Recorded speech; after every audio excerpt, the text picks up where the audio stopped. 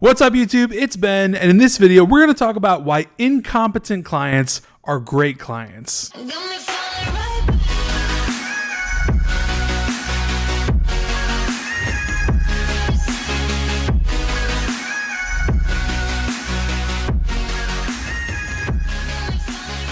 Alrighty guys, so thank you again for checking out my YouTube channel. Thanks for watching this YouTube video. I appreciate all of you subscribers, people that comment, like, share my videos. Hey, if you're not in my Facebook group, Six Figure Recruiters, you should definitely join over 8,000 other recruiters where we network, collaborate, and I share a ton of content myself.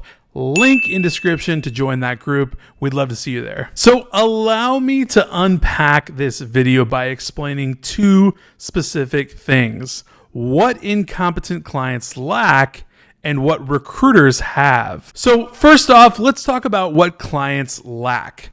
Oftentimes it is time itself, skill, and or specialty. When I say time, I mean literal time. They don't have the time to recruit. They don't have the time to put up ads. They don't have the time to headhunt. They don't have the time to just do any of the process.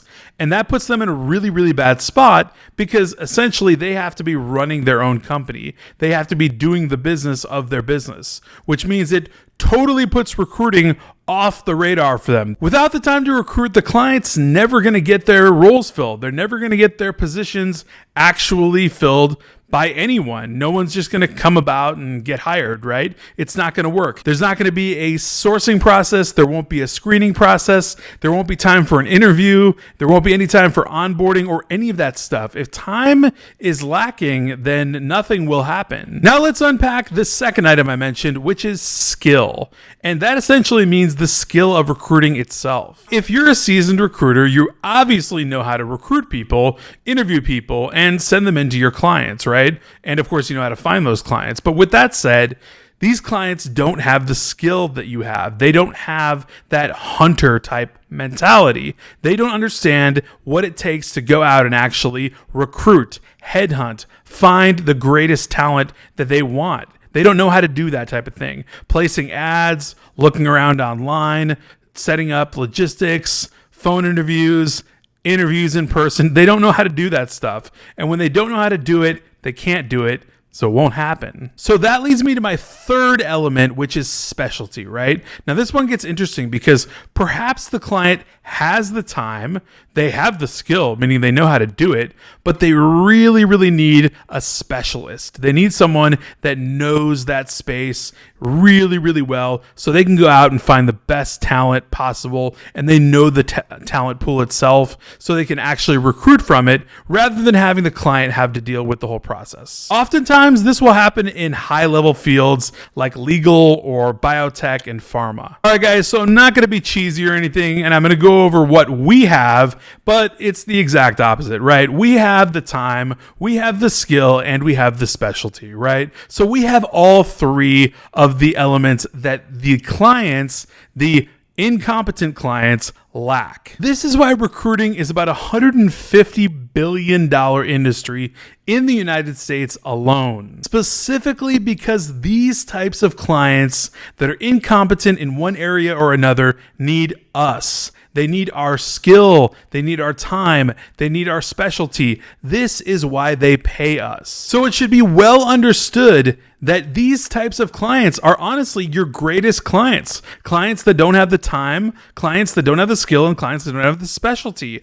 Oftentimes people will ask me, how does recruiting even work? Why would staffing even work? Why would they pay me to do that? How could they pay me to place an Indeed ad when they could do that themselves? Whoa, listen here. Clients place Indeed ads all the time. They just don't follow up with the candidates for about a month. Clients even have internal recruiters that oftentimes are not incentivized in the way that external recruiters or recruiters like myself and you would be all over the job looking for that commission, looking for that payout, right? Clients can look far and wide and do whatever they can do to try to find talent, but oftentimes, a lot of the time, they fall short.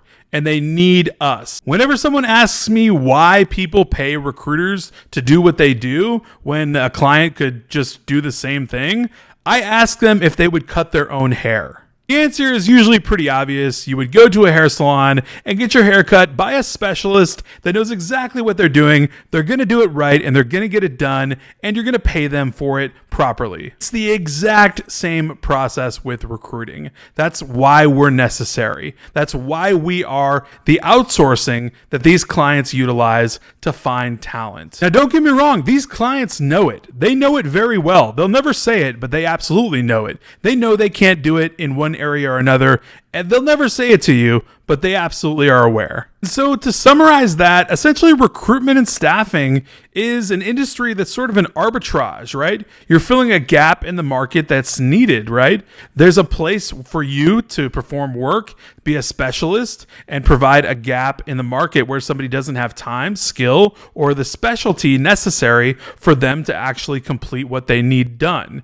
And you're taking advantage of that arbitrage in the market. And by doing that, it's totally ethical and totally normal, just like the hairstylist cutting your hair. Like I said, some of these clients are your best clients ever because they don't know how to do any of it, and you can swoop right in and be the hero, and this is why they pay us. If you got any value out of this video, please go ahead and smash that like button, hit the subscribe button as well, and the bell alert button so that you know every single time I release a new video.